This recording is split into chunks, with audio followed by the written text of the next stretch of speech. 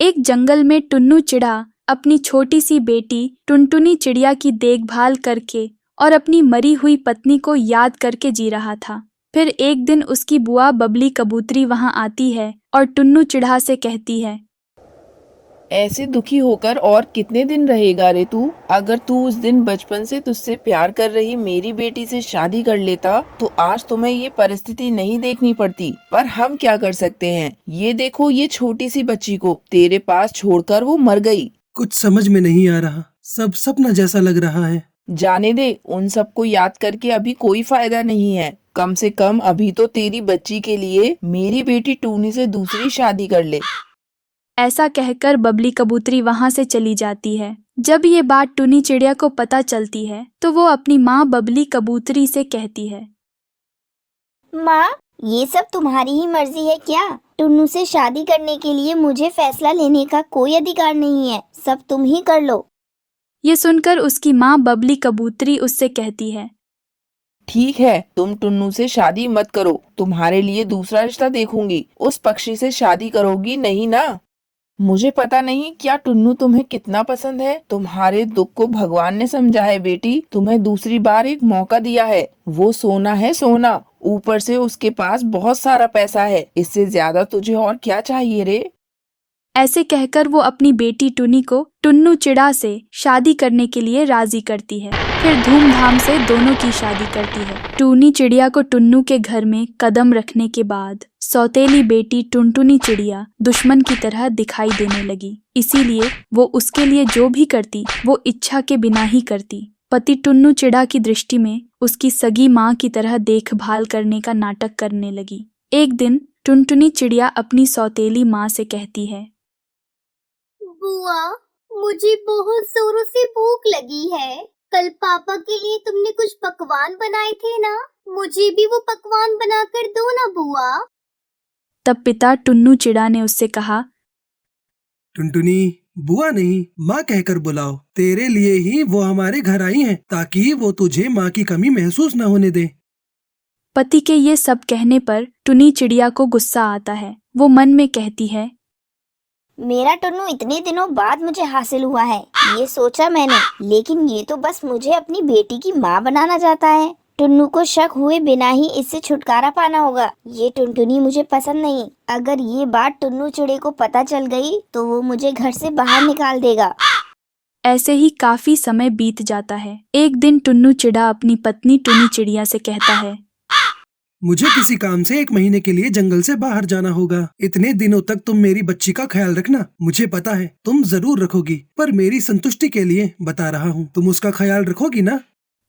हाँ टुन्नू चिड़ा, आप फिक्र मत कीजिए, मैं टुनटुनी का बहुत ख्याल रखूंगी। वो टुनी चिड़िया के ऊपर भरोसे करके उसकी बेटी टुनटुनी को सौतेली माँ को सौंपकर अपने काम पर चला जाता है।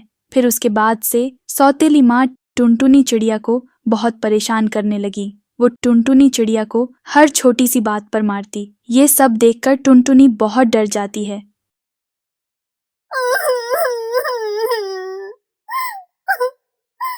मेरे पापा कब आएंगे पता नहीं। तब तक मुझे रोज सौतेली माँ के हाथों से दर्द सहना होगा। हे ऊपर वाले, तू मेरी मदद कर, इस परेशानी से मुझे बचा ले, वरना मैं मर जाऊंगी। फिर एक दिन सौतेली माँ टुनटुनी चिड़िया से छुटकारा पाने के लिए मौका ढूंढ लेती है। वो जबरदस्ती उसे गर्म पानी में डाल देती है। माँ जल रहा है, मुझे छोड़ दो माँ। मैं वादा करती हूँ, जैसा आप कहेंगी वैसा ही करूँगी। मैं पापा से कुछ भी नहीं कहूँगी, बस आप मुझे छोड़ दो माँ। फिर तभी बिना बोले ही सरप्राइज देने के लिए टुन्नू चिड़ा अचानक से घर आ जाता है और सौतेली माँ टूनी के राक्षस काम को देखकर जोर से चिल्लाता है, टूनी, तुम ये सब क्या कर रही हो? तुम्हें जरा भी शर्म नहीं आई? तुम मेरी बेटी को मार रही हो। मुझे लगा तुमसे शादी करके उसे एक माँ मिलेगी, लेकिन नहीं, मैं तो गलत था। उसे माँ नहीं, जल्लाद सौतेली माँ मिली।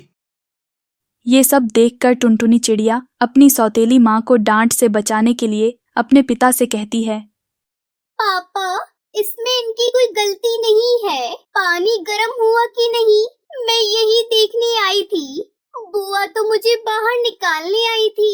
इन्होंने मुझे बचाने की कोशिश की। पापा, आप इन्हें कुछ भी मत कहिए।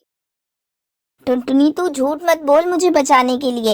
ए जी, मुझे माफ कर दीजिए। पता नहीं मुझे क्या हो गया। मैं टुनटुनी को जान से मारना चाहती थी, लेकिन ये मुझे आपकी डांट से बचाने के लिए झूठ बोल रही है। मुझे अपनी गलती का एहसास हो गया है। मैं आपसे वादा करती हूँ, मैं अब टुनटुनी को माँ से बढ़कर प्यार दूंगी।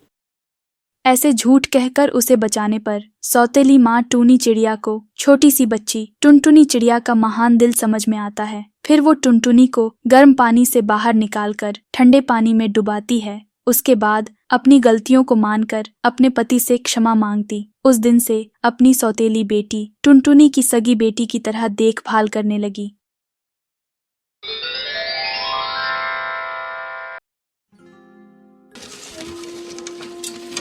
शिमला के जंगल में टुनटुनी चिड़िया कालू कौआ पानी पूरी का ठेला लगाते थे। एक दिन सुबह सुबह कालू कौआ टुनटुनी को आवाज देने लगता है। अरे ओ टुनटुनी, जल्दी करो भाई, सारे पक्षी अपने अपने ठेले लगा चुके होंगे। अगर हम देर से पहुँचे तो हमारी पानी पूरी कोई भी नहीं खाएगा। अरे क्या हुआ जी, इतना शोर क्यों मचा रहे हो? अरे भाई जल्दी चलो टुनटुनी, वरना सारे ग्राहक दूसरे ठेले से पानी पूरी खा लेंगे और हमारी बिक्री कम हो जाएगी। अरे शुभ शुभ बोलो कालू जी, धंधे का समय है। देखना हमारी बोहनी बहुत अच्छी होगी। तब तक आप लोग कमेंट पे बताएं 630 + 54 कितने होते हैं। टुनटुनी पानी पूरी का मसाला बहुत ही चटपटा बनाती थी, जिसके चलते उसकी पानी पूरी सबसे पहले बिक जाया करती थी। उस दिन भी ऐसा ही हुआ, उनकी पानी पूरी सबसे पहले बिक गई। कालू जी, अब हमारे पास काफी पैसे इकट्ठे हो गए हैं। ऐसा करिए, आप कल ही जाकर हरी तोता जी को अपना पक्का मकान बनाने को बोल दीजिए। ठीक है टुनटुनी, मैं कल नहीं आज ही जाकर हरी तोता से बोल दूंगा। शाम को कालू कौआ हरी तोता के पास जा रहा था, तभी नदी किनारे कौवी उसे मिलती है। ये कौवी तो नदी में छलांग लगाने जा रही है, मुझे इसे बचाना होगा। छोड़ दो मुझे छोड़ दो, मैं मर जाना चाहती हूँ। अरे तुम मरना क्यों चाहती हो? तुम तो इतनी सुंदर हो, तुम्हें किस बात का दुख है? मेरा इस दुनिया में कोई भी नहीं है। जहाँ भी जाती हूँ सब मुझे गंदी नजरों से देखते हैं। मुझे मत रोको, मेरा मर जाना ही बेहतर है। इस तरह मरने से कुछ भी नहीं होगा, हिम्मत रखो। ऊपर वाले ने तुम्हें अपना जीवन इस तरह नष्ट करने के लिए नहीं दिया है। तुम मेरे साथ मेरे घर चलो, घर में मेरी पत्नी है, तुम्हें अच्छा लगेगा। कालू उस कौवी को लेकर अपने घर आता है। अरे कालू जी, ये कौवी कौन है आपके साथ और आप इसे यहाँ लेकर क्यों आए हो? कालू कुछ कहता, इससे पहले ही वो कौवी कहती है, दीदी मेरा नाम सुंदरी है, मैं बहुत ही अभागन हूँ। मरना चाहती थी पर कालू जी ने मुझे मरने नहीं दिया और यहाँ ले आए।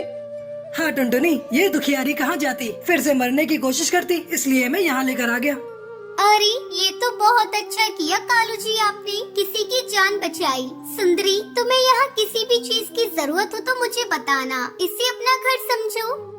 धीरे धीरे समय गुजरने लगता है। टुनटुनी अपने काम में लगी रहती। उधर कालू कौवा किसी न किसी बहाने सुंदरी के साथ ज्यादा समय गुजारने लगा। क्यों जी, आज आपको पानी पूरी बेचने मेरे साथ नहीं जाना? अभी तक सोए पड़े हो, देख रही हूँ। जब से ये सुंदरी आई है तुम्हारे रंग ढंगी बदल गए हैं। काम में तो तुम्हारा ध्यान बिल्कुल भी नहीं लग रहा है। मैंने तुम्हें पक्का घर बनाने के लिए पैसे दिए थे, लाओ मुझे मेरे पैसे वापस करो। कैसे पैसे? खत्म हो गए वो पैसे। क्या खत्म हो गए पैसे? ऐसे कैसे?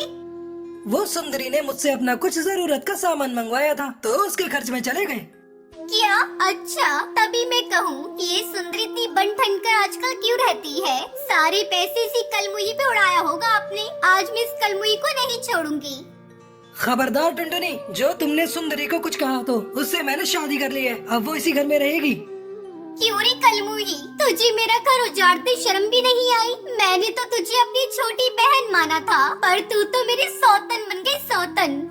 शर्म तो तुम्हें आनी चाहिए टुनटुनी। कालू जी को बच्चों से बहुत प्यार है। शादी के इतने सालों बाद भी तुमने बाप बनने का सुख नहीं दिया। मुझे देखो, मैं कालू जी के बच्चे की माँ बनने वाली हूँ। अब तुम निकल जाओ इस घर से। अब इस घर पर और कालू जी पर तुम्हारा कोई अधिकार नहीं है। ये सब सुनकर टुनटुनी सुन रह जाती है और रोती बिलखती वहाँ से चली जाती है। टुनटुनी जंगल के रास्ते जा रही होती है कि तभी उसके बचपन का दोस्त बंटी कबूतर टुनटुनी चिड़िया को देख लेता है और उसे आवाज लगाता है। अरे टुनटुनी, ओ टुनटुनी, ऐसे रोती हुई कहाँ जा रही है? बंटी तुम? टुनटुनी चिड़िया बंटी कबूतर को सारी बात बताती है। बंटी कबूतर सारी बात सुनकर टुनटुनी चिड़िया से कहता है, अब तुम ये रोना धोना छोड़ो और जिंदगी की एक नई शुरुआत करो। और तुम गोलगप्पे बनाना जानती हो ना? मेरी दुकान खाली पड़ी है, तुम वहाँ अपने गोलगप्पे बेचो और अपनी आगे की जिंदगी बिताओ। कुछ दिन ऐसे ही गुजर जाते हैं। टुनटुनी के गोलगप्पे पूरे जंगल में मशहूर हो जाते हैं। धीरे धीरे टुनटुनी चिड़िया को बंटी कबूतर से प्यार हो जाता है और वो दोनों शादी कर लेते हैं। फिर दोनों खुशी खुशी एक साथ रहने लगते हैं।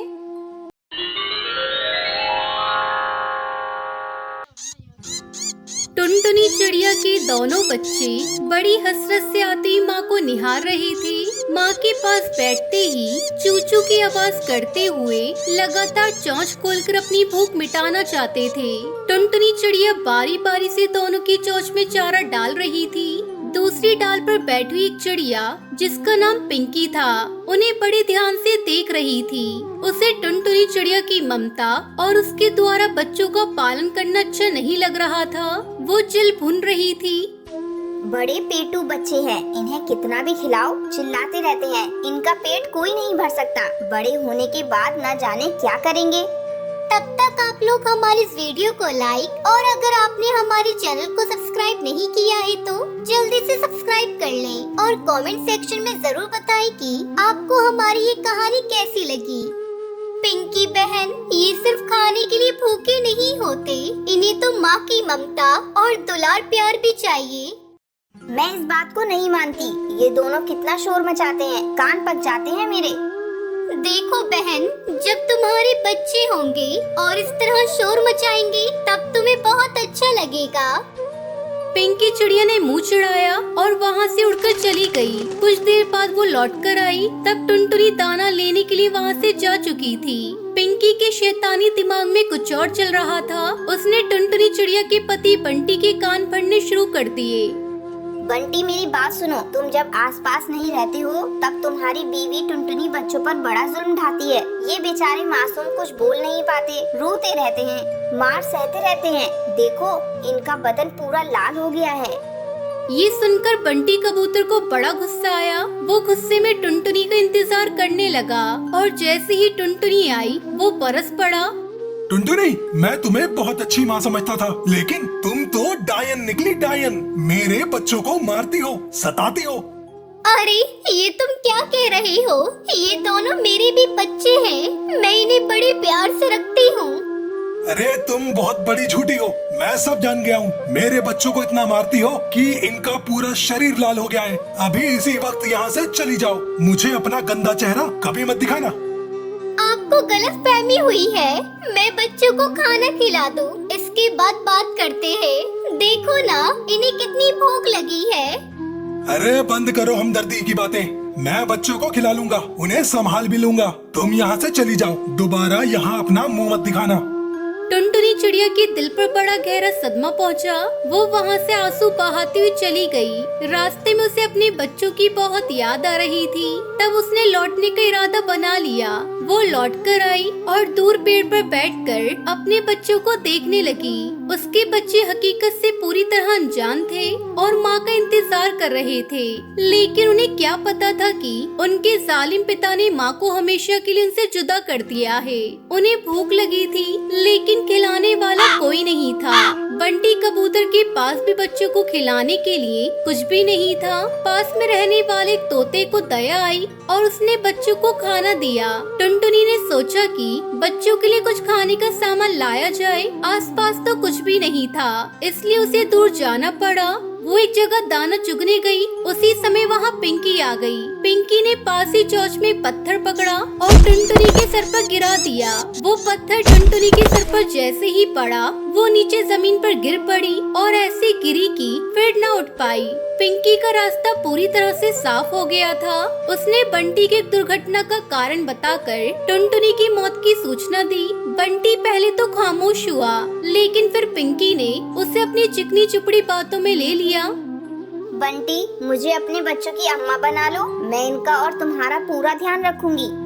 बंटी पर पिंकी का जादू पहले से ही असर कर चुका था, इसलिए वो फौरन तैयार हो गया। पिंकी दोनों बच्चों की सौतेली माँ बन गई।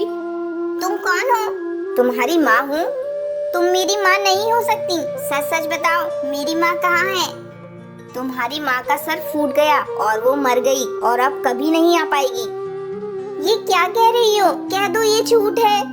यही सच है। अब पिंकी दोनों बच्चों को खूब सताने लगी। वो बेचारे रोते चिल्लाते, लेकिन पिंकी का पत्थर दिल कभी नहीं पिघलता। कई बार भूखे बच्चे रोते रोते ही सो जाते। वो दोनों बहुत कमजोर हो गए थे।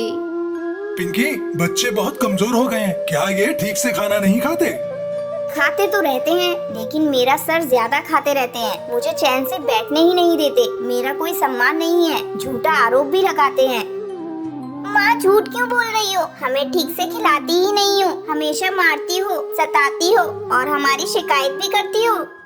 चुप हो जा बदतमीज, ये तुम्हारी माँ है। बंटी, देखो कितना झूठ बोलने लगे हैं। मैं जान भी निकाल कर रख दूं, फिर भी ये लोग मुझे नहीं समझेंगे। मैं अब यहाँ से चली जाऊंगी। हाँ, तुम्हें कहीं जाने की जरूरत नहीं है। मैं इन दोनों को ही भगा दूंगा। बहुत बदतमीज हो गए हैं। बंटी कबूतर वहाँ से उड़ गया और पिंकी ने दोनों बच्चों को आड़े हाथ लिया और घोंसले से बाहर निकालने लगी। वो दोनों ठीक से उड़ना भी नहीं जानते थे, इसलिए बाहर जाने में डर रहे थे।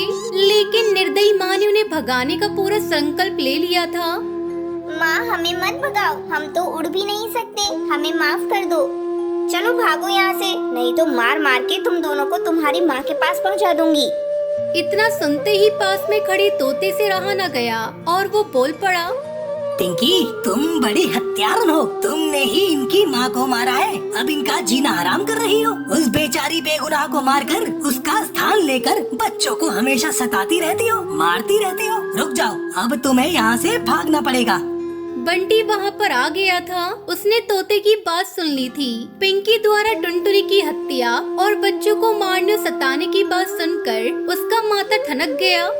पिंकी, तू पापन हत्यारन है। तूने मेरे बच्चों को बहुत दुख दिया है और मेरी आंखों में धूल झोंकती रही। अब मैं तुझे मार कर निकालता हूँ। इतना कहते ही बंटी ने पिंकी को मारना शुरू कर दिया। उसे मार मार कर वहाँ से हमेशा के लिए भगा दिया। लेकिन उसे हमेशा अपनी पहली पत्नी की नासमझी वाले निर्णय पर बहुत पछतावा हो रहा था।